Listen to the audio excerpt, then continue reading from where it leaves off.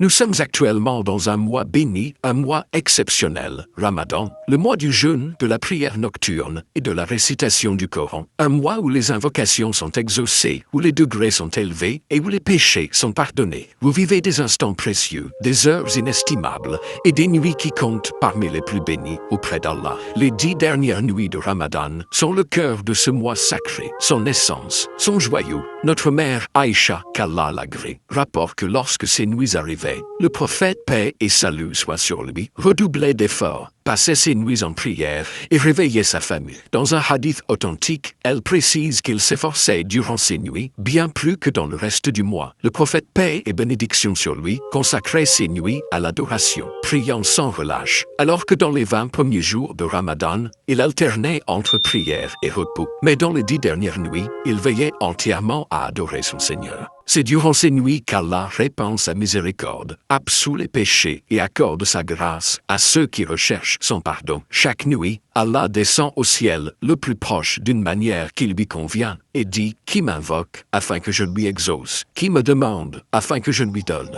qui implore mon pardon afin que je lui pardonne » rapporté par Al-Bukhari et Muslim. Et parmi ces 10 nuits bénies se trouve Laylat al-Qadr, la nuit du destin. Allah l'a décrite comme une nuit bénie. Nous l'avons fait descendre pendant une nuit bénie. Surat 44, verset 3. C'est une nuit où descendent les anges en grand nombre, accompagnés de Jibril, Gabriel, paix sur lui. Une nuit où les portes de la miséricorde s'ouvrent et où les adorations sont meilleures que 1000 mois d'efforts cumulés. Le prophète, paix et salut soit sur lui, nous enseigne que celui qui veille Laylat al-Qadr avec foi et en espérant la récompense d'Allah verra ses péchés passés pardonnés. Il consacrait ses nuits à l'adoration et nous a recommandé de multiplier cette invocation. Ô Allah, tu es pardonneur et tu aimes le pardon. Alors pardonne-moi. Les 10 dernières nuits de Ramadan ont des mérites uniques et le prophète, paix et salut soit sur lui, les honorait par des actes spécifiques. 1. L'intensification de l'effort. Il se surpassait dans l'adoration, passant ses nuits en prière, en lecture du Coran et en dhikr.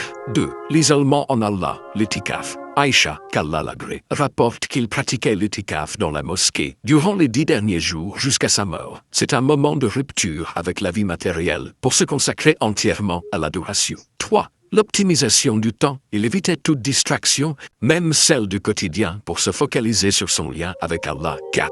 La recherche de Laylat al-Qadr. Il veillait ses nuits en prière et en invocation, conscient que cette nuit unique détermine les destinées pour l'année entière, et qu'Allah y inscrit les vivants, les défunts, les heureux et les éprouvés. Chers frères et sœurs, Ramadan est un cadeau immense. Profitez de ces jours et nuits bénies, recherchez Laylat al-Qadr avec ferveur et multipliez les invocations. Comme nous l'enseigne le prophète, paix et salut soient sur lui, invoquez. Ô Allah, tu es pardonneur et tu aimes le pardon. Alors pardonne-nous. Puisse Allah nous accorder sa miséricorde, nous permettre d'atteindre Laylat al-Qadr et nous compter parmi les affranchis du feu.